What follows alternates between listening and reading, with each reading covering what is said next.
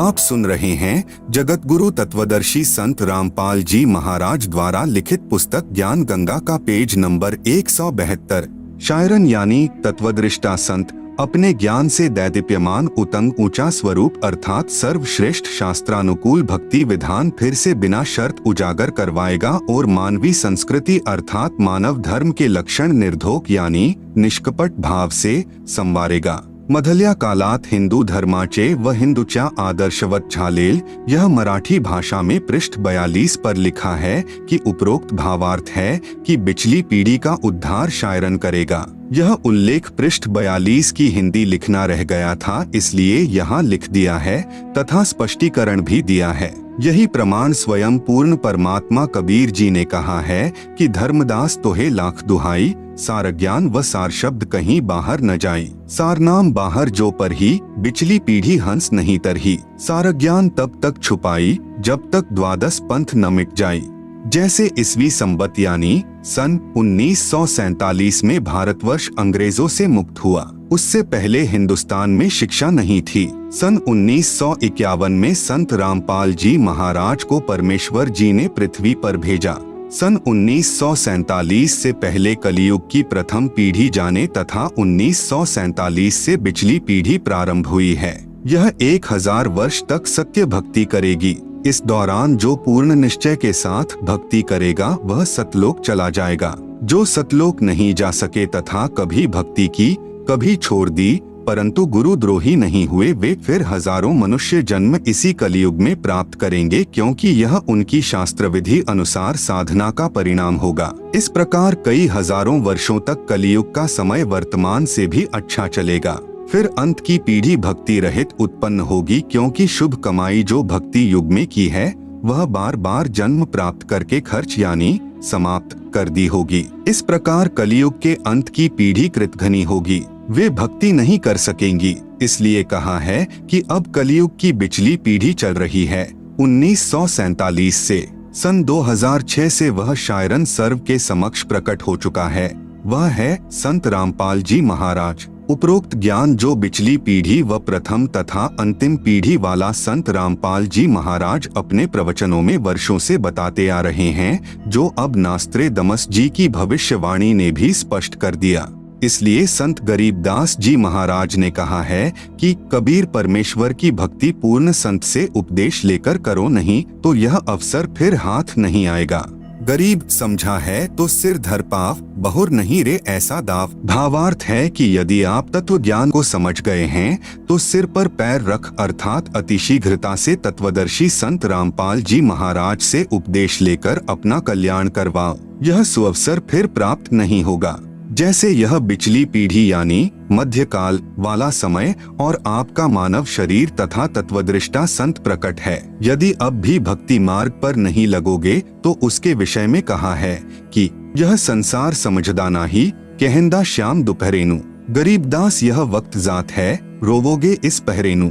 आप सुन रहे हैं जगत गुरु तत्वदर्शी संत रामपाल जी महाराज द्वारा लिखित पुस्तक ज्ञान गंगा का पेज नंबर 173। भावार्थ है कि संत गरीबदास जी महाराज कह रहे हैं कि यह भोला संसार शास्त्र विधि रहित साधना कर रहा है, जो अति दुखदायी है, इसी को सुखदायी कह रहा है। जैसे जून मास दोपहर यानी दिन के 12 बजे में धूप में खड़ा खड़ा जल रहा है, उसी को शाम बता रहा है। जैसे कोई शराबी व्यक्ति शराब पीकर सड़क पर पड़ा है और उससे कोई कहे कि आप दोपहर की धूप में क्यों जल रहे हो, छाया में चलो, वह शराब के नशे में कहता है कि नहीं शाम है, कौन कहता है कि दोपहर है। इसी प्रकार जो साधक शास्त्र विधि त्याग कर मनमाना आचरण कर रहे हैं, वे अपना जीवन नष्ट कर रहे हैं। उसे त्यागना नहीं चाहते, अपितु उसी को सर्वश्रेष्ठ मानकर काल के लोक की आग में जल रहे हैं। संत गरीबदास जी महाराज कह रहे हैं कि इतने प्रमाण मिलने के पश्चात भी सत्साधना पूर्ण संत के बताए अनुसार नहीं करोगे तो यह अनमोल मानव शरीर तथा बिचली पीढ़ी का भक्ति युग हाथ से निकल जाएगा। फिर इस समय को याद करके रोवोगे, बहुत पश्चाताप करोगे, फिर कुछ नहीं बनेगा। परमेश्वर कबीर जी बंदी छोड़ने कहा है कि 6 दिन पाछे गए, सतगुरु से किया ना हेत, अब पछतावा क्या करे जब चिड़िया चुग गई खेत। सर्व मानव समाज से प्रार्थना करते हैं कि पूर्ण संत रामपाल जी महाराज को पहचानो तथा अपना व अपने परिवार का कल्याण करवाओ।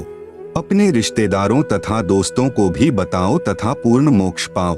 स्वर्ण युग प्रारंभ हो चुका है। लाखों पुण्य आत्माएं संत रामपाल जी तत्वदर्शी संत को पहचान कर सत्य भक्ति कर रहे हैं।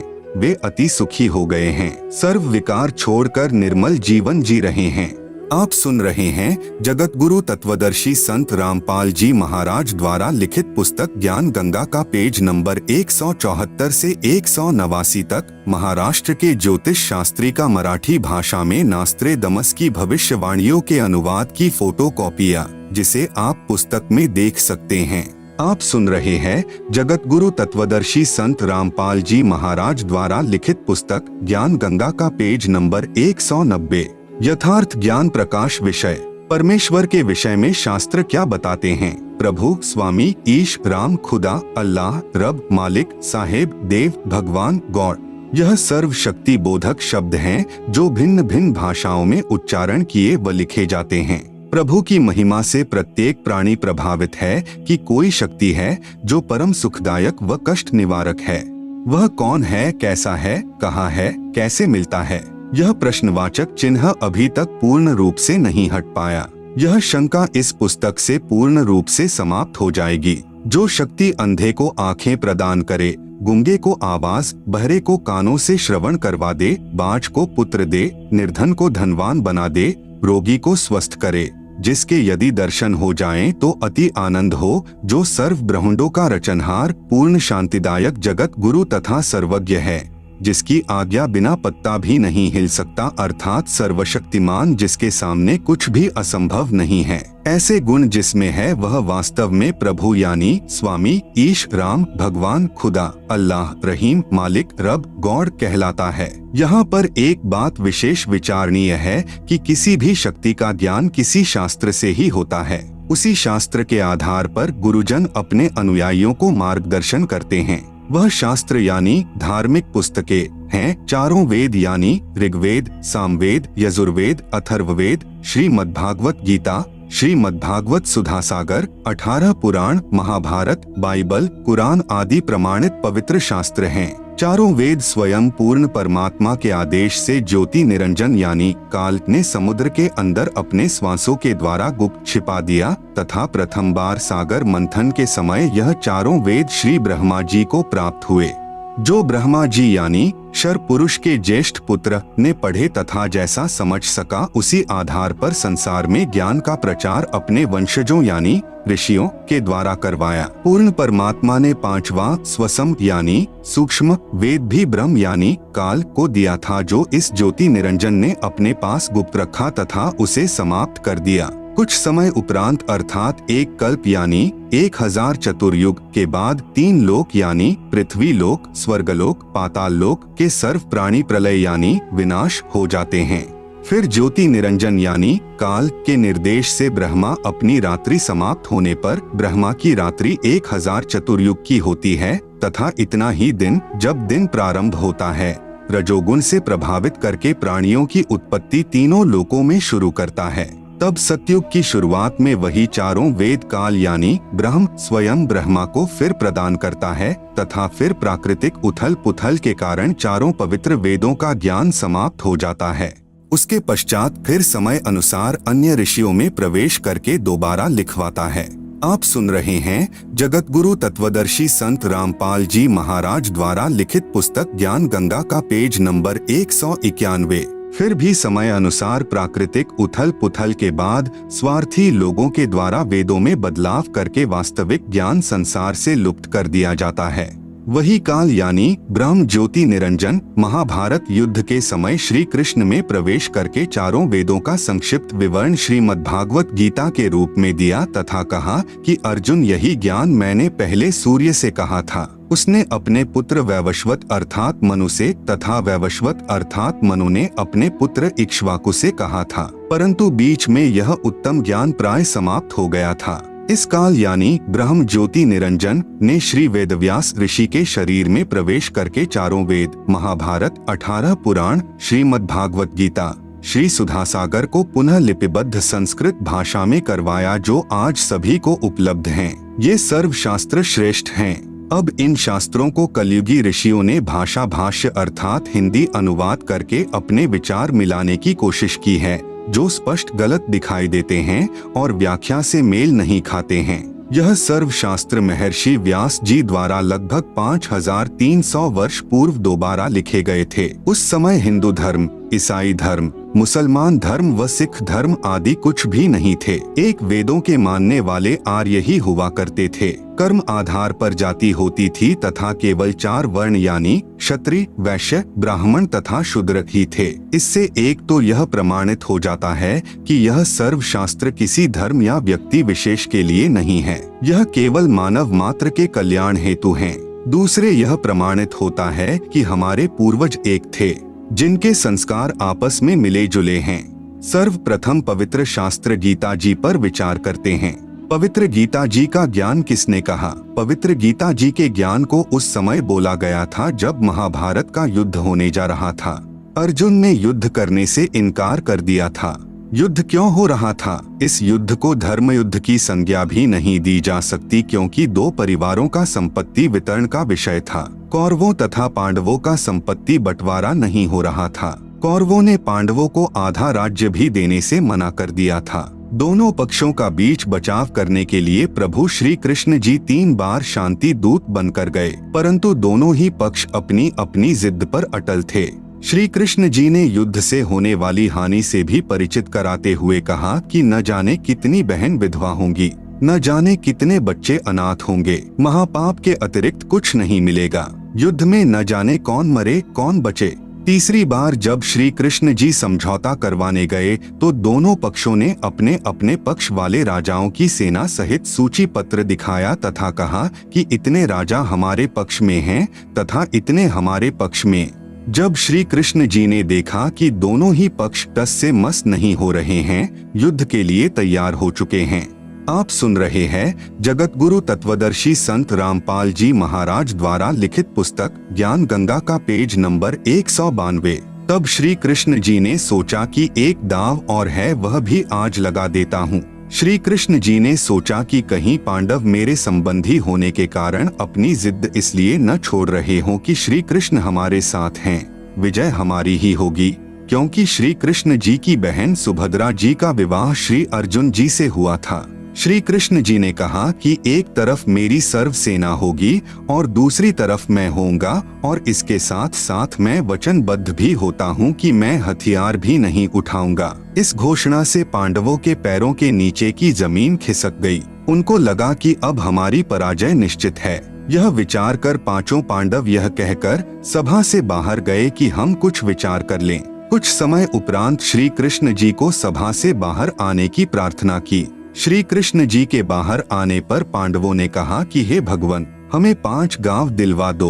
हम युद्ध नहीं चाहते हैं, हमारी इज्जत भी रह जाएगी, और आप चाहते हैं कि युद्ध न हो, यह भी टल जाएगा।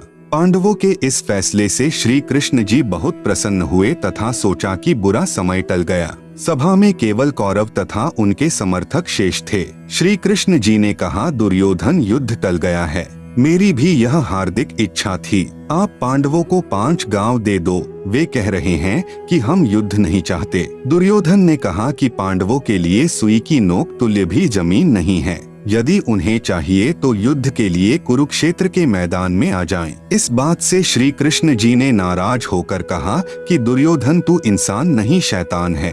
कहा आधा राज्य और कहा 5 गांव। मेरी बात मान ले, 5 गांव दे दे। श्री कृष्ण से नाराज होकर दुर्योधन ने सभा में उपस्थित योद्धाओं को आज्ञा दी कि श्री कृष्ण को पकड़ो तथा कारागार में डाल दो। आज्ञा मिलते ही योद्धाओं ने श्री कृष्ण जी को चारों तरफ से घेर लिया। श्री कृष्ण जी ने अपना विराट रूप दिखाया, जिस कारण सर्व योद्धा और कौरव डरकर कुर्सियों के नीचे घुस गए तथा शरीर के तेज प्रकाश से आंखें बंद हो गई। श्री कृष्ण जी वहां से निकल गए। आओ विचार करें। उपरोक्त विराट रूप दिखाने का प्रमाण संक्षिप्त महाभारत गीता प्रेस गोरखपुर से प्रकाशित में प्रत्यक्ष है। जब कुरुक्षेत्र के मैदान में पवित्र गीता जी का ज्ञान सुनाते समय अध्याय 11 श्लोक 32 में पवित्र गीता बोलने वाला प्रभु कह रहा है कि अर्जुन, मैं बढ़ा हुआ काल हूँ, अब सर्व लोगों को खाने के लिए प्रकट हुआ हूँ। जरा सोचें कि श्री कृष्ण जी तो पहले से ही श्री अर्जुन जी के साथ थे। यदि पवित्र गीता जी के ज्ञान को श्री कृष्ण जी बोल रहे होते तो यह नहीं कहते कि अब प्रवृत्त हुआ हूँ। श्री कृष्ण जी काल नहीं थे, उनके दर्शन मात्र से मनुष्य, पशु यानी गाय आदि प्रसन्न होकर श्री कृष्ण जी के पास आकर प्यार पाते थे, जिनके दर्शन बिना गोपियों का खाना पीना छूट जाता था। इसलिए काल कोई और शक्ति है, वह श्री कृष्ण जी के शरीर में प्रेतवत प्रवेश करके पवित्र श्रीमद्भगवत गीता जी के ज्ञान रूप में चारों पवित्र वेदों का सार बोल गया। आप सुन रहे हैं जगत गुरु तत्वदर्शी संत रामपाल जी महाराज द्वारा लिखित पुस्तक ज्ञान गंगा का पेज नंबर 193।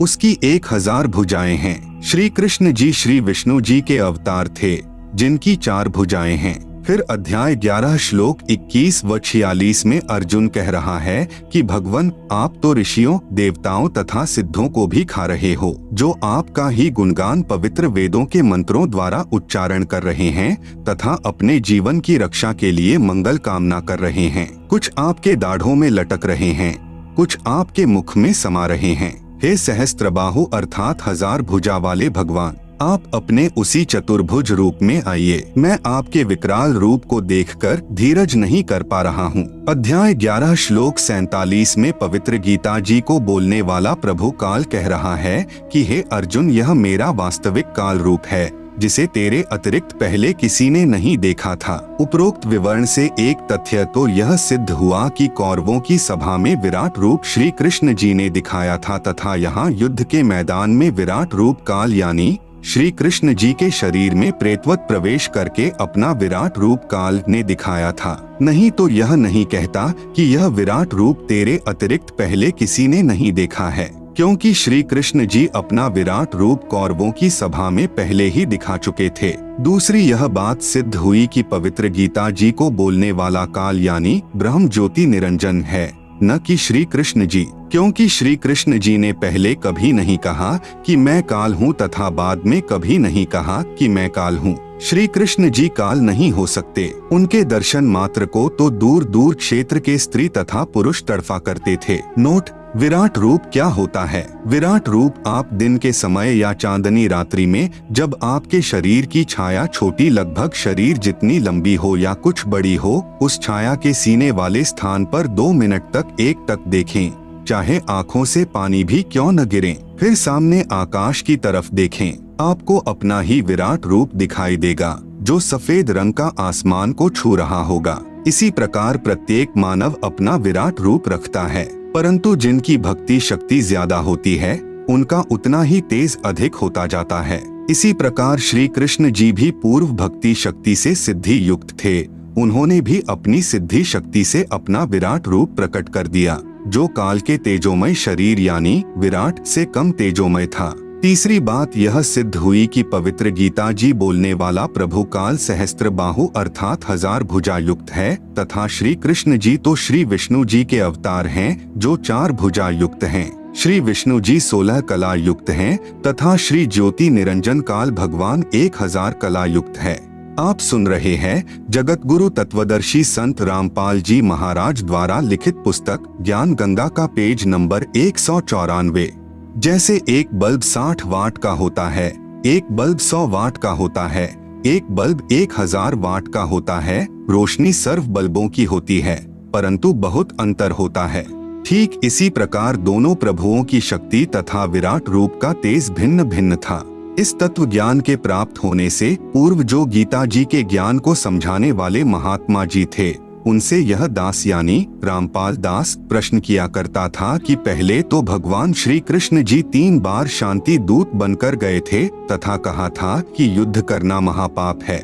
जब श्री अर्जुन जी ने स्वयं युद्ध करने से मना करते हुए कहा कि हे देवकी नंदन, मैं युद्ध नहीं करना चाहता हूँ, सामने खड़े स्वजनों व नातियों तथा सैनिकों का होने वाला विनाश देखकर मैंने अटल फैसला कर लिया है कि मुझे 3 लोक का राज्य भी प्राप्त हो तो भी मैं युद्ध नहीं करूँगा। मैं तो चाहता हूँ कि मुझ निहत्थे को दुर्योधन आदि तीर से मार डालें, ताकि मेरी मृत्यु से युद्ध में होने वाला विनाश बच जाए। हे श्री कृष्ण, मैं युद्ध न करके भिक्षा का अन्न खाकर भी निर्वाह करना उचित समझता हूँ। हे कृष्ण, स्वजनों को मारकर तो पाप को ही प्राप्त होंगे। मेरी बुद्धि काम करना बंद कर गई है। आप हमारे गुरु हो, मैं आपका शिष्य हूँ। आप जो हमारे हित में हो वही सलाह दीजिए, परंतु मैं नहीं मानता हूँ कि आपकी कोई भी सलाह मुझे युद्ध के लिए राजी कर पाएगी, अर्थात मैं युद्ध नहीं करूँगा। प्रमाण पवित्र गीता जी अध्याय 1 श्लोक 31 से 39, 46 तथा अध्याय 2 श्लोक 5 से 8। फिर श्री कृष्ण जी में प्रवेश काल बार बार कह रहे हैं कि अर्जुन कायर मत बन, युद्ध कर। या तो युद्ध में मारा जाकर स्वर्ग को प्राप्त होगा, या युद्ध जीत कर पृथ्वी के राज्य को भोगेगा, आदि आदि कहकर ऐसा भयंकर विनाश करवा डाला जो आज तक के संत महात्माओं तथा सभ्य लोगों के चरित्र में ढूंढने से भी नहीं मिलता है। तब वे नादान गुरु जी यानी नीम हकीम कहा करते थे कि अर्जुन क्षत्रिय धर्म को त्याग रहा था, इससे क्षत्रित्व को हानि तथा सुरवीरता का सदा के लिए विनाश हो जाता। अर्जुन को क्षत्रिय धर्म पालन करवाने के लिए यह महाभारत का युद्ध श्री कृष्ण जी ने करवाया था।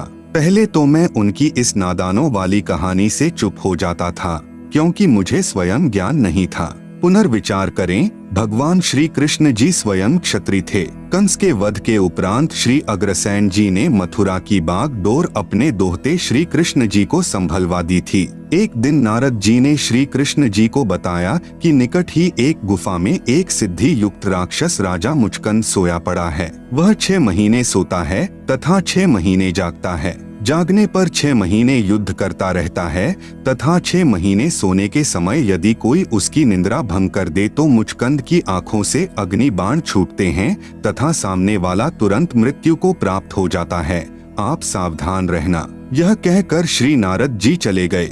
आप सुन रहे हैं जगत गुरु तत्वदर्शी संत रामपाल जी महाराज द्वारा लिखित पुस्तक ज्ञान गंगा का पेज नंबर 195। कुछ समय उपरांत श्री कृष्ण जी को छोटी उम्र में मथुरा के सिंहासन पर बैठा देखकर एक काल्यवन नामक राजा ने 18 करोड़ सेना लेकर मथुरा पर आक्रमण कर दिया।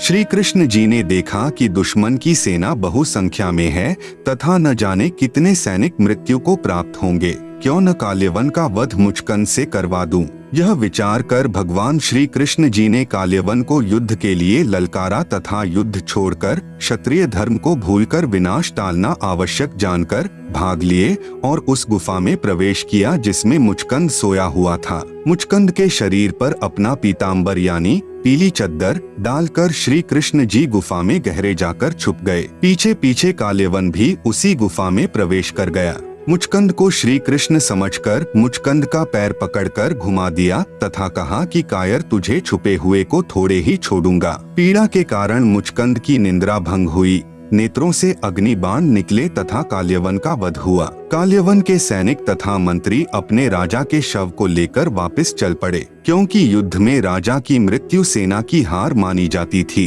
जाते हुए कह गए कि हम नया राजा नियुक्त करके शीघ्र ही आएंगे तथा श्री कृष्ण तुझे नहीं छोड़ेंगे।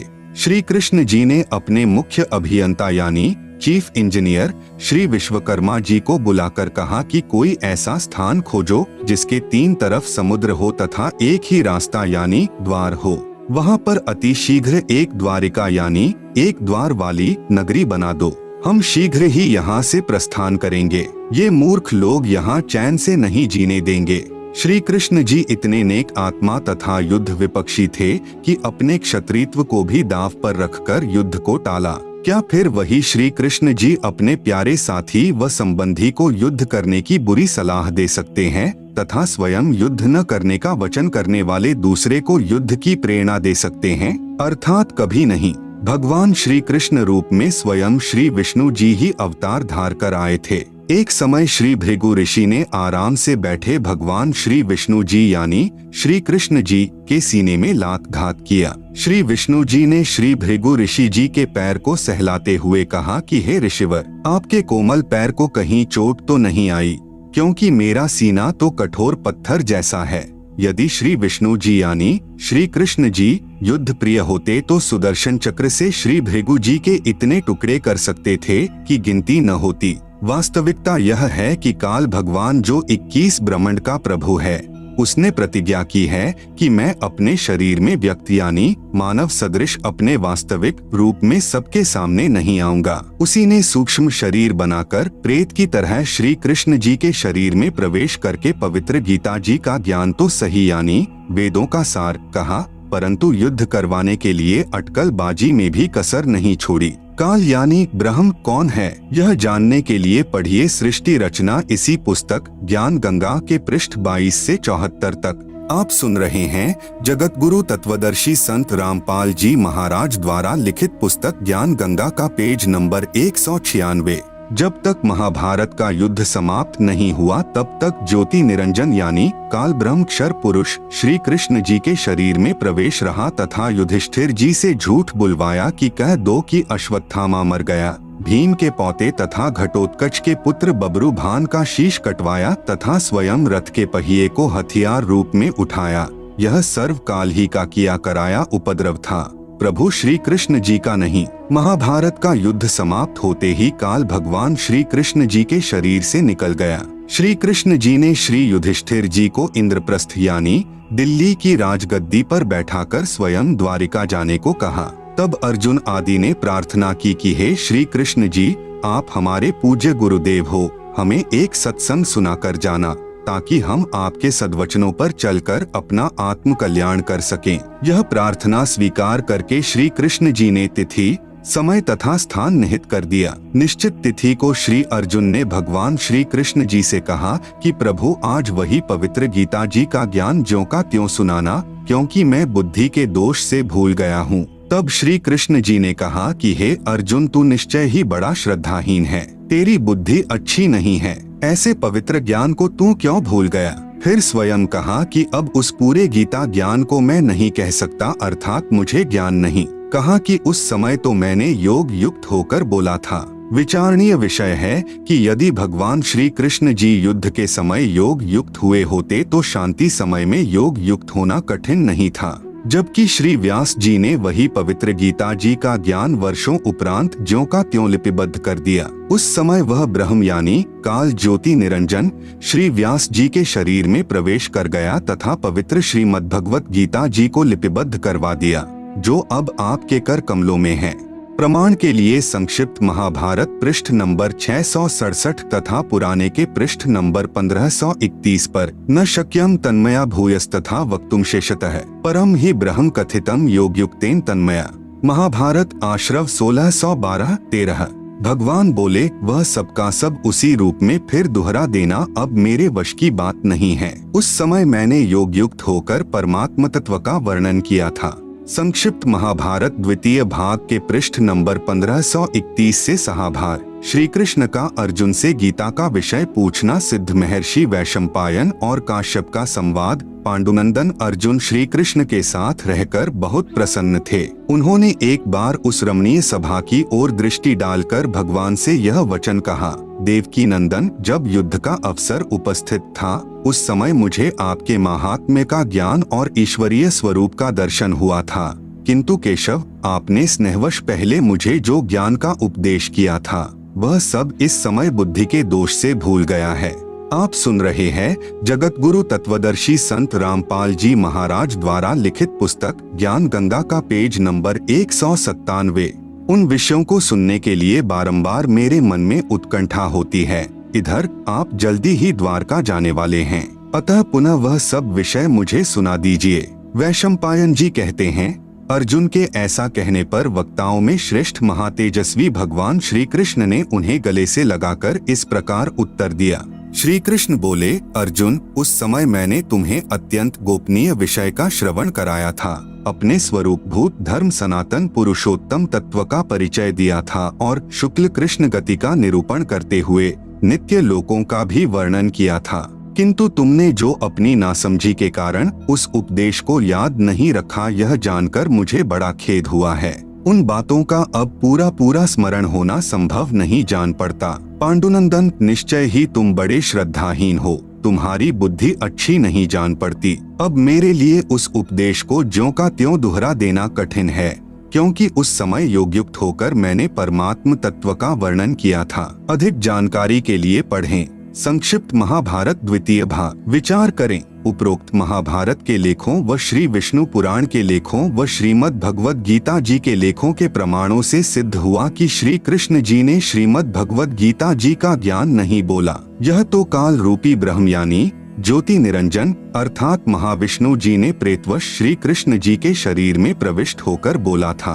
अन्य प्रमाण नंबर 1, श्री विष्णु पुराण गीता प्रेस गोरखपुर से प्रकाशित चतुर्थ अंश अध्याय 2 श्लोक 26 में पृष्ठ 233 पर विष्णु जी यानी महाविष्णु अर्थात काल रूपी ब्रह्म ने देव तथा राक्षसों के युद्ध के समय देवताओं की प्रार्थना स्वीकार करके कहा है कि मैं राजऋषि शशाद के पुत्र पुरंज के शरीर में अंश मात्र अर्थात कुछ समय के लिए प्रवेश करके राक्षसों का नाश कर दूंगा। नंबर 2, श्री विष्णु पुराण गीता प्रेस गोरखपुर से प्रकाशित चतुर्थ अंश अध्याय 3 श्लोक 6 में पृष्ठ 242 पर श्री विष्णु जी ने गंधर्वों व नागों के युद्ध में नागों का पक्ष लेते हुए कहा है कि मैं यानी महाविष्णु अर्थात काल रूपी ब्रह्म मानधाता के पुत्र पुरुकुत्स में प्रविष्ट होकर उन संपूर्ण दुष्ट गंधर्वों का नाश कर दूंगा। अन्य प्रमाण, कुछ समय उपरांत श्री युधिष्ठिर जी को भयंकर स्वप्न आने लगे। श्री कृष्ण जी से कारण तथा समाधान पूछा तो बताया कि तुमने युद्ध में जो पाप किए हैं वह नरसंहार का दोष तुम्हें दुखदायी हो रहा है, इसके लिए एक यज्ञ करो। श्री कृष्ण जी के मुख कमल से यह वचन सुनकर श्री अर्जुन को बहुत दुख हुआ तथा मन ही मन विचार करने लगा कि भगवान श्री कृष्ण जी पवित्र गीता बोलते समय तो कह रहे थे कि अर्जुन तुम्हें कोई पाप नहीं लगेगा, तू युद्ध कर ले। पवित्र गीता अध्याय 2 श्लोक 37-38। यदि युद्ध में मारा भी गया तो स्वर्ग का सुख भोगेगा, अन्यथा युद्ध में जीतकर पृथ्वी के राज्य का आनंद लेगा। अर्जुन ने विचार किया कि जो समाधान दुख निवारण का श्री कृष्ण जी ने बताया है इसमें करोड़ों रुपया व्यय यानी खर्च होना है, जिससे बड़े भाई युधिष्ठिर का कष्ट निवारण होगा। यदि मैं श्री कृष्ण जी से वाद विवाद करूंगा कि आप पवित्र गीता जी का ज्ञान देते समय तो कह रहे थे कि तुम्हें पाप नहीं लगेगा। आप सुन रहे हैं जगत गुरु तत्वदर्शी संत रामपाल जी महाराज द्वारा लिखित पुस्तक ज्ञान गंगा का पेज नंबर 198। अब उसके विपरीत कह रहे हो। इससे मेरा बड़ा भाई यह न सोच बैठे कि करोड़ों रुपए के खर्च को देखकर अर्जुन बौखला गया है तथा मेरे कष्ट निवारण से प्रसन्न नहीं है, इसलिए मौन रहना उचित जानकर सहर्ष स्वीकृति दे दी कि जैसा आप कहोगे वैसा ही होगा। श्री कृष्ण जी ने उस यज्ञ की तिथि निर्धारित कर दी। वह यज्ञ भी श्री सुदर्शन स्वपच के भोजन खाने से सफल हुई। कुछ समय उपरांत ऋषि दुर्वासा जी के श्रापवश सर्व यादव कुल विनाश हो गया।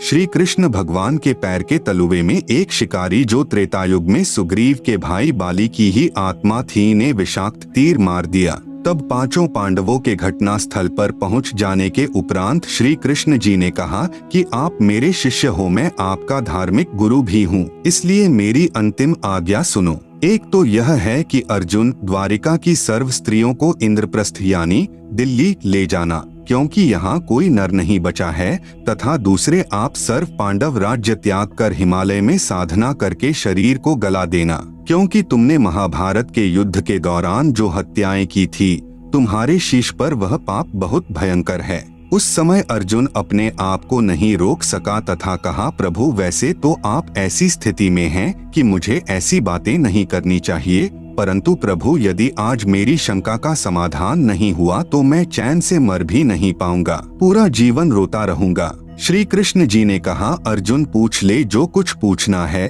मेरी अंतिम घड़ियां हैं। श्री अर्जुन ने आंखों में आंसू भरकर कहा कि प्रभु बुरा न मानना, जब आपने पवित्र गीता जी का ज्ञान कहा था उस समय मैं युद्ध करने से मना कर रहा था। आपने कहा था कि अर्जुन तेरे दोनों हाथों में लड्डू हैं, यदि युद्ध में मारा गया तो स्वर्ग को प्राप्त होगा और यदि विजयी हुआ तो पृथ्वी का राज्य भोगेगा तथा तुम्हें कोई पाप नहीं लगेगा। हमने आप ही की देख रेख व आज्ञानुसार युद्ध किया। प्रमाण पवित्र गीता अध्याय 2 श्लोक 37-38। हे भगवान, हमारे तो एक हाथ में भी लड्डू नहीं रहा, न तो युद्ध में मरकर स्वर्ग प्राप्ति हुई तथा अब राज्य त्यागने का आदेश आप दे रहे हैं, नहीं पृथ्वी के राज्य का आनंद ही भोग पाए। ऐसा छल युक्त व्यवहार करने में आपका क्या स्वार्थ था? अर्जुन के मुख से यह वचन सुनकर युधिष्ठिर जी ने कहा कि अर्जुन, ऐसी स्थिति में जबकि भगवान अंतिम श्वास गिन रहे हैं, आपका शिष्टाचार रहित व्यवहार शोभा नहीं देता। श्री कृष्ण जी ने कहा, अर्जुन, आज मैं अंतिम स्थिति में हूँ, तुम मेरे अत्यंत प्रिय हो। आज वास्तविकता बताता हूँ कि कोई खलनायक जैसी और शक्ति है जो अपने को यंत्र की तरह नचाती रही। मुझे कुछ मालूम नहीं मैंने गीता में क्या बोला था, परंतु अब मैं जो कह रहा हूँ वह तुम्हारे हित में है। श्री कृष्ण जी यह वचन अश्रुयुक्त नेत्रों से कहकर प्राण त्याग गए। उपरोक्त विवरण से सिद्ध हुआ कि पवित्र गीता जी का ज्ञान श्री कृष्ण जी ने नहीं कहा, यह तो ब्रह्म यानी ज्योति निरंजन काल ने बोला है, जो 21 ब्रह्मांड का स्वामी है।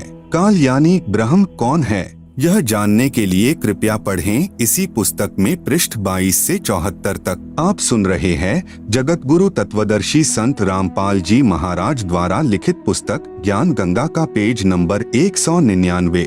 श्री कृष्ण सहित सर्व यादवों का अंतिम संस्कार कर अर्जुन को छोड़कर चारों भाई इंद्रप्रस्थ यानी दिल्ली चले गए। पीछे से अर्जुन द्वारिका की स्त्रियों को लिए आ रहा था। रास्ते में जंगली लोगों ने सर्व गोपियों को लूटा तथा कुछ छेक को भगा ले गए तथा अर्जुन को पकड़कर पीटा। अर्जुन के हाथ में वही गांडीव धनुष था जिससे महाभारत के युद्ध में अनगिनत हत्याएं कर डाली थी, वह भी नहीं चला। तब अर्जुन ने कहा कि यह श्री कृष्ण वास्तव में झूठा तथा कपटी था। जब युद्ध में पाप करवाना था तब तो मुझे शक्ति प्रदान कर दी, एक तीर से सैकड़ों योद्धाओं को मार गिराता था, और आज वह शक्ति छीन ली, खड़ा खड़ा पिट रहा हूँ। इसी विषय में पूर्ण ब्रह्म कबीर साहेब यानी कबीरदेव जी का कहना है कि श्री कृष्ण जी कपटी व झूठे नहीं थे। यह सर्व जुल्म काल यानी ज्योति निरंजन कर रहा है। जब तक यह आत्मा कबीर परमेश्वर यानी सत्पुरुष की शरण में पूरे संत यानी तत्वदर्शी के माध्यम से नहीं आ जाएगी, तब तक काल इसी तरह कष्ट पर कष्ट देता रहेगा। पूर्ण जानकारी तत्व ज्ञान से होती है। इसीलिए काल कौन है, यह जानने के लिए कृपया पढ़ें इसी पुस्तक में पृष्ठ 22 से 74 तक। विशेष विचार। उपरोक्त प्रमाणों से सिद्ध हुआ कि श्रीमद् भगवत गीता का ज्ञान श्री कृष्ण ने नहीं बोला, यह तो श्री कृष्ण जी के शरीर में प्रेतवत प्रवेश होकर ब्रह्म यानी काल अर्थात ज्योति निरंजन ने बोला था।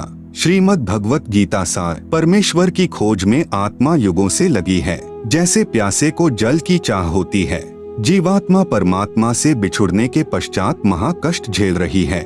जो सुख पूर्ण ब्रह्म यानी सत्पुरुष के सतलोक यानी रिद्धाम में था, वह सुख यहाँ काल यानी ब्रह्म प्रभु के लोक में नहीं है।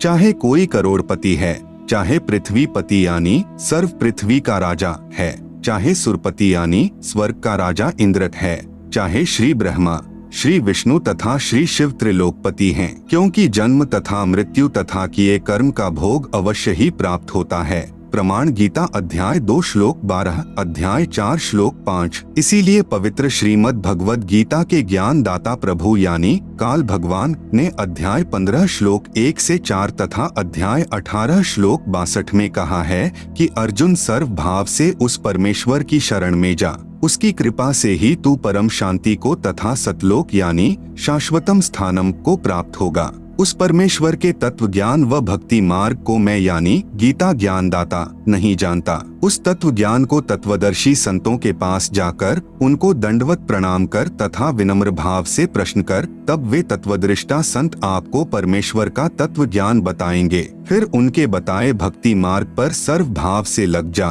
प्रमाण गीता अध्याय 4 श्लोक 34। तत्वदर्शी संत की पहचान गीता अध्याय 15 श्लोक 1 में बताते हुए कहा है कि यह संसार उल्टे लटके हुए वृक्ष की तरह है। आप सुन रहे हैं जगत गुरु तत्वदर्शी संत रामपाल जी महाराज द्वारा लिखित पुस्तक ज्ञान गंगा का पेज नंबर 200, जिसकी ऊपर को मूल तथा नीचे को शाखा है। जो इस संसार रूपी वृक्ष के विषय में जानता है वह तत्वदर्शी संत है। गीता अध्याय 15 श्लोक 2 से 4 में कहा है कि उस संसार रूपी वृक्ष की तीनों गुण यानी रजगुण ब्रह्मा, सतगुण विष्णु, तमगुण शिव रूपी शाखा है, जो स्वर्ग लोक, पाताल लोक तथा पृथ्वी लोक तीनों लोकों में ऊपर तथा नीचे फैली हैं। उस संसार रूपी उल्टे लटके हुए वृक्ष के विषय में अर्थात सृष्टि रचना के बारे में मैं इस गीता जी के ज्ञान में नहीं बता पाऊंगा। यह विचार काल में गीता ज्ञान जो ज्ञान आपको बता रहा हूँ यह पूर्ण ज्ञान नहीं है। उसके लिए गीता अध्याय 4 श्लोक 34 में संकेत किया है, जिसमें कहा है कि पूर्ण ज्ञान यानी तत्व ज्ञान के लिए तत्वदर्शी संत के पास जा, वही बताएंगे। मुझे पूर्ण ज्ञान नहीं है। गीता अध्याय 15 श्लोक 4 में कहा है कि तत्वदर्शी संत की प्राप्ति के पश्चात उस परमपद परमेश्वर जिसके विषय में गीता अध्याय 18 श्लोक 62 में कहा है कि खोज करनी चाहिए, जहां जाने के पश्चात साधक पुनर्लौटकर वापस नहीं आता, अर्थात पूर्ण मोक्ष प्राप्त करता है।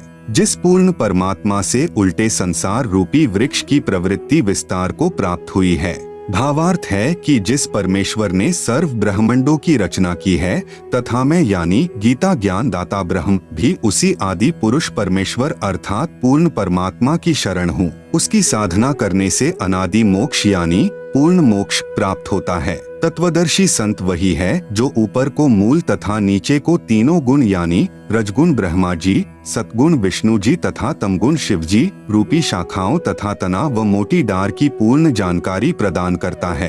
कृपया देखें उल्टा लटका हुआ संसार रूपी वृक्ष का चित्र। अपने द्वारा रची सृष्टि का पूर्ण ज्ञान यानी तत्व ज्ञान स्वयं ही पूर्ण परमात्मा कबीरदेव यानी कबीर परमेश्वर ने तत्वदर्शी संत की भूमिका करके कबीरगीर भी यानी कबीर वाणी द्वारा बताया है। प्रमाण ऋग्वेद मंडल 9 सूक्त 96 मंत्र 16 से 20 तक तथा ऋग्वेद मंडल 10 सूक्त 90 मंत्र 1 से 5 तथा अथर्ववेद कांड 4 अनुवाक 1 मंत्र 1 से 7 में कबीर अक्षर पुरुष एक पेड़ है, ज्योति निरंजन वाकी डार, तीनों देवा शाखा हैं, पात रूप संसार। पवित्र गीता जी में भी 3 प्रभुओं, एक क्षर पुरुष अर्थात ब्रह्म, 2 अक्षर पुरुष अर्थात परब्रह्म तथा 3 परम अक्षर पुरुष अर्थात पूर्ण ब्रह्म के विषय में वर्णन है।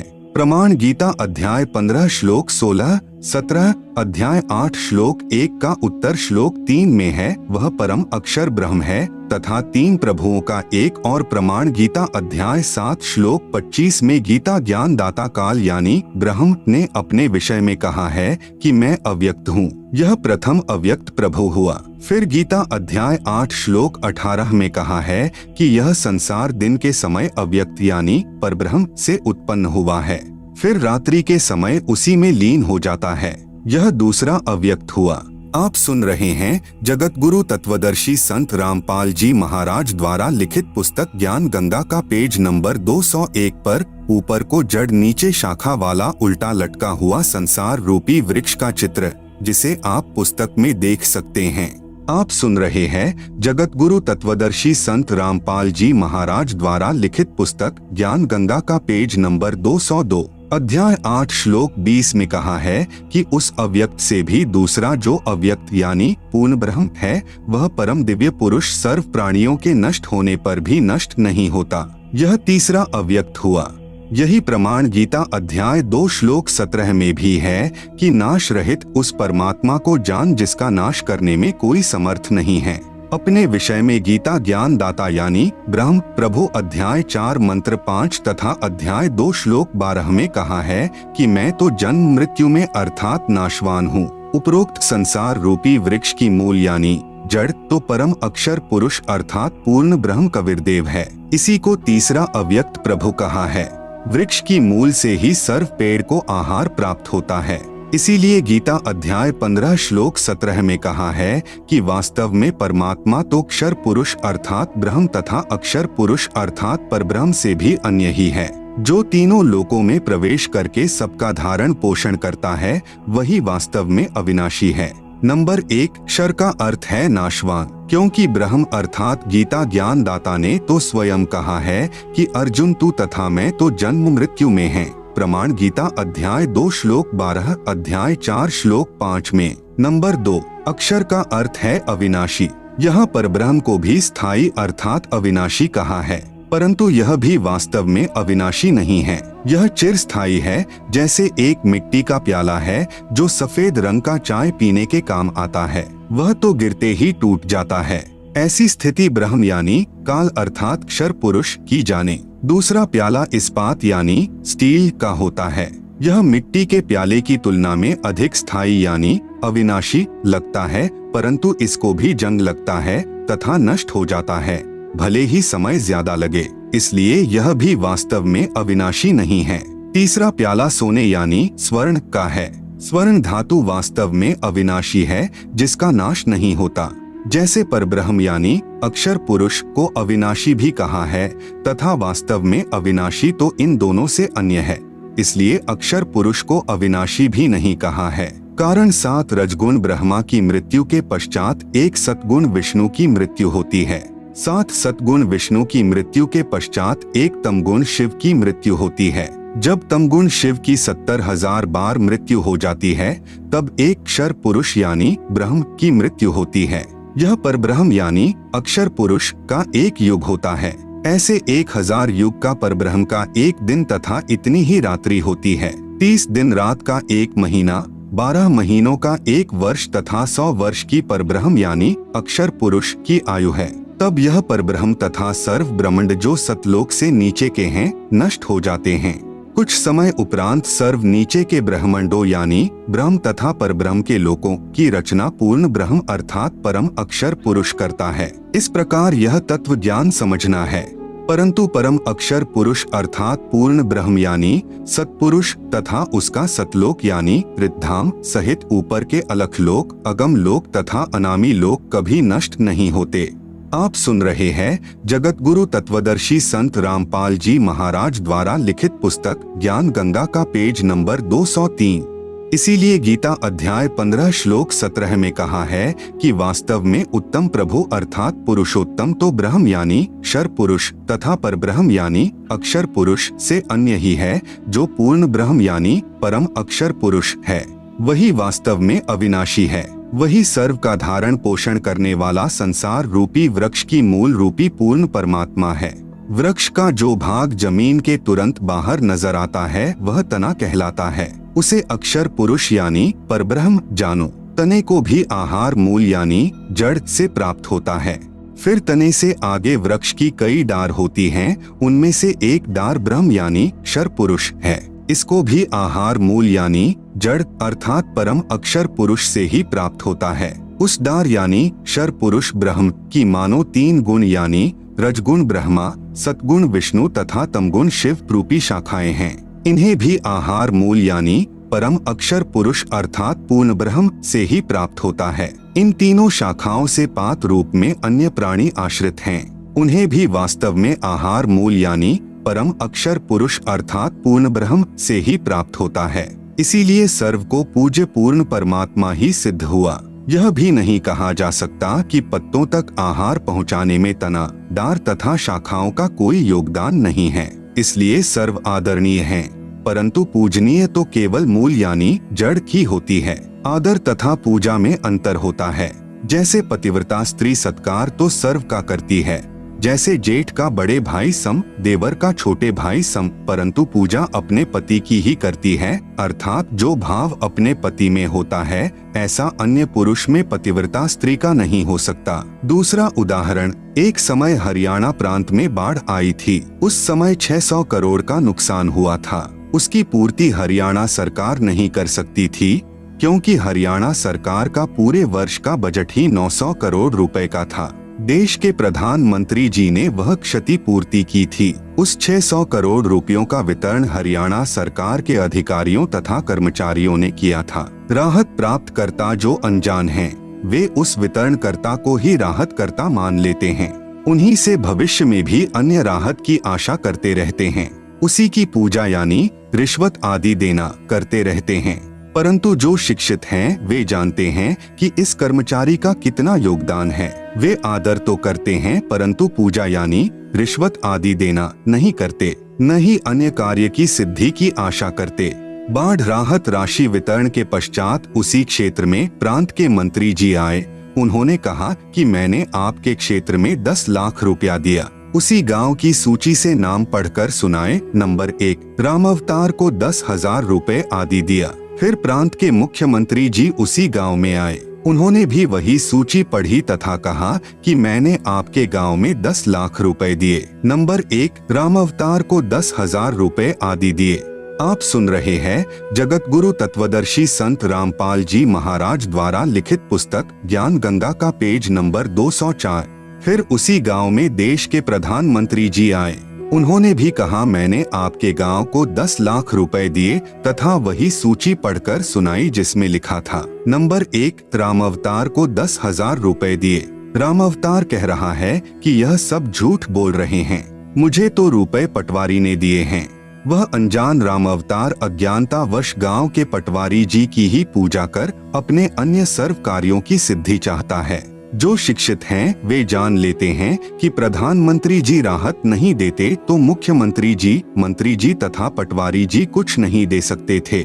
यदि मुख्यमंत्री जी भी अपने राहत कोष से राशि वितरण करते तो 100 रुपए कठिनता से बाढ़ पीड़ितों को दे पाते, जो नाम मात्र होती। इस प्रकार समझदार व्यक्ति जान लेता है कि किसकी कितनी औकात यानी क्षमता है, उसी आधार से उनमें आस्था रहती है। अनादरणीय कोई नहीं होता, परंतु पूजा के लिए सोच समझकर चयन करता है। ठीक इसी प्रकार गीता अध्याय 2 श्लोक 46 में कहा है कि अर्जुन बहुत बड़े जलाशय की यानी जिसका जल 10 वर्ष भी वर्षा न हो तो भी समाप्त नहीं होता, प्राप्ति के पश्चात छोटे जलाशय जिसका जल 1 वर्षा न होने से ही समाप्त हो जाता है में जैसी आस्था रह जाती है, इसी प्रकार पूर्ण परमात्मा से मिलने वाले लाभ के ज्ञान से परिचित होने के पश्चात तेरी आस्था अन्य प्रभुओं में वैसी ही रह जाएगी। वह छोटा जलाशय बुरा नहीं लगता, परंतु उसकी क्षमता का पता है कि यह तो काम चलाऊ है। गीता अध्याय 7 श्लोक 12 से 15 में कहा है कि तीनों गुणों से जो कुछ भी हो रहा है, जैसे रजगुण ब्रह्मा से जीवों की उत्पत्ति, सतगुण विष्णु से स्थिति तथा तमगुण शिव से संहार, इसका मुख्य कारण मैं यानी ब्रह्म काल की हूँ। जो साधक तीनों गुणों यानी रजगुण ब्रह्मा, सतगुण विष्णु, तमगुण शिव की पूजा करते हैं, वे राक्षस स्वभाव को धारण किए हुए मनुष्य में नीच दुष्कर्म करने वाले मूर्ख मुझ ब्रह्म की भक्ति भी नहीं करते। फिर अपनी भक्ति को अति घटिया यानी अनुत्तमा कहा है गीता अध्याय 7 श्लोक 18 में। इसीलिए गीता अध्याय 15 श्लोक 4 तथा अध्याय 18 श्लोक 62 में कहा है कि पूर्ण परमात्मा की भक्ति करने से ही पूर्ण लाभ, पूर्ण मोक्ष प्राप्त होता है।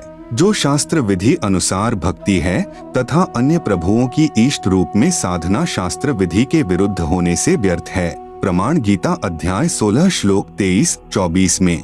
जैसे आम का पौधा नर्सरी से लाकर उसके मूल को जमीन में गड्ढा खोदकर दबाएंगे, फिर मूल की सिंचाई यानी पूजा करेंगे तो पौधा बड़ा होगा तथा पेड़ बन जाएगा। फिर शाखाओं को फल लगेंगे। यदि कोई शाखाओं को जमीन में दबाकर मूल ऊपर को करके पौधे की सिंचाई करेगा तो पौधा सूख जाएगा। कृपया देखें सीधा बीजा हुआ व उल्टा बीजा हुआ भक्ति रूपी पौधे का चित्र इसी पुस्तक के पृष्ठ 205-206 पर, जिसे आप पुस्तक में देख सकते हैं।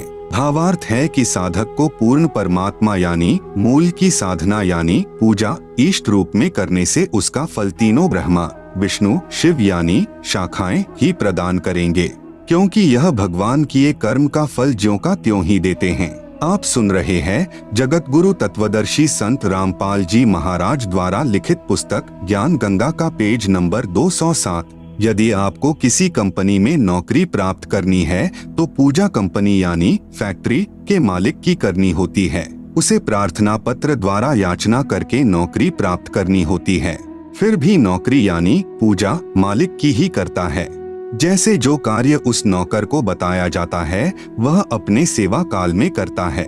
यह पूजा यानी नौकरी मालिक की हुई। नौकरी यानी पूजा का किया मेहनताना उस मालिक के अन्य नौकर यानी कर्मचारी या अधिकारी देता है। जैसे शिफ्ट ऑफिसर उपस्थिति के आधार पर मेहनताना यानी किया कर्म का फल बनाकर खजांची यानी कैशियर के पास भेजता है। वहां से उस नौकर यानी सेवक को सेवा यानी पूजा का फल प्राप्त होता है।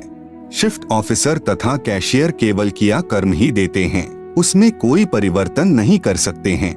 न तो 1 रुपया अधिक दे सकते हैं तथा न ही कम कर सकते हैं। यदि वह कंपनी के मालिक का नौकर यानी पुजारी नेक नीति से नौकरी यानी पूजा मालिक की करता है तो मालिक ही उसी सेवा की धनराशि में वृद्धि कर देता है तथा अलग से इनाम रूप में धन राशि अधिक दे देता है। यदि कोई मालिक की नौकरी यानी पूजा त्याग कर अन्य अधिकारियों की नौकरी यानी पूजा करने लग जाए तो उसको मालिक से मिलने वाला धन लाभ बंद हो जाता है, जिस कारण से वह नादान निर्धन हो जाता है। अधिकारी गण उसे उतना मेहनताना नहीं दे सकते। फैक्ट्री मालिक की तुलना में बहुत कम सुविधा मिलने के कारण वह अन्य अधिकारियों का सेवक अर्थात एक मालिक को त्याग कर आन उपासना करने वाला व्यक्ति महादुखी हो जाता है। कृपया इसी प्रकार तत्व ज्ञान के आधार से पवित्र श्रीमद् भगवत गीता जी के ज्ञान को समझें। पूर्ण ब्रह्म कुल मालिक की पूजा त्याग कर अन्य देवताओं की पूजा करने से साधक को पूर्ण लाभ प्राप्त नहीं होता तथा साधक साधना करते करते भी महाकष्ट उठाता रहता है। इसीलिए पवित्र गीता अध्याय 7 श्लोक 12 से 15 तथा 20 से 23 तक तीनों गुणों अर्थात तीनों देवताओं यानी रजगुण ब्रह्मा, सतगुण विष्णु तथा तमगुण शिव जी की पूजा करने वालों को राक्षस स्वभाव को धारण किए हुए मनुष्यों में नीच दुष्कर्म करने वाले मूर्ख कहा है कि वे मेरी यानी ब्रह्मक्षर पुरुष अर्थात फैक्ट्री मालिक के शिफ्ट ऑफिसर की पूजा यानी नौकरी नहीं करते। भावार्थ है कि जो तीनों देवताओं तथा अन्य देवताओं की पूजा करते हैं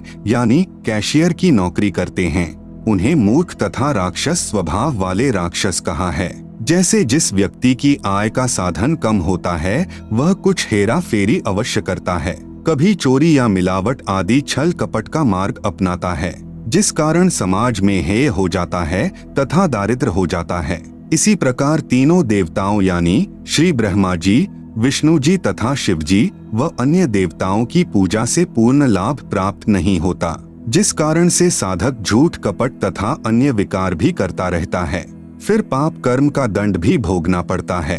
आप सुन रहे हैं जगत गुरु तत्वदर्शी संत रामपाल जी महाराज द्वारा लिखित पुस्तक ज्ञान गंगा का पेज नंबर 208। इसलिए ब्रह्म अर्थात क्षर पुरुष यानी शिफ्ट ऑफिसर कह रहा है कि ये नादान साधक मेरी पूजा यानी नौकरी भी नहीं करते। मैं इन ब्रह्मा विष्णु तथा शिव से अधिक मेहनताना यानी किया कर्म का धन दे सकता हूँ जो उपरोक्त प्रभुओं से ज्यादा होता है। फिर गीता अध्याय 7 श्लोक 18 में कहा है कि मेरी पूजा यानी नौकरी भी पूर्ण लाभदायक नहीं है। इसलिए अपनी पूजा को भी गीता ज्ञान दाता यानी ब्रह्मक्षर पुरुष प्रभु ने अनुत्तमाम यानी अति घटिया अर्थात अति निम्न स्तर की कहा है। इसलिए गीता अध्याय 15 श्लोक 4 तथा अध्याय 18 श्लोक 62 में कहा है कि उस परमेश्वर की शरण में जा जिसकी कृपा से तू परम शांति को तथा सतलोक यानी शाश्वत स्थान को प्राप्त होगा। वहां जाने के बाद साधक का पुनर्जन्म नहीं होता अर्थात अनादि मोक्ष यानी पूर्ण मोक्ष प्राप्त हो जाता है। तथा गीता ज्ञान दाता प्रभु यानी क्षर पुरुष ब्रह्म कह रहा है कि मैं भी उसी आदि पुरुष परमेश्वर की शरण में हूँ।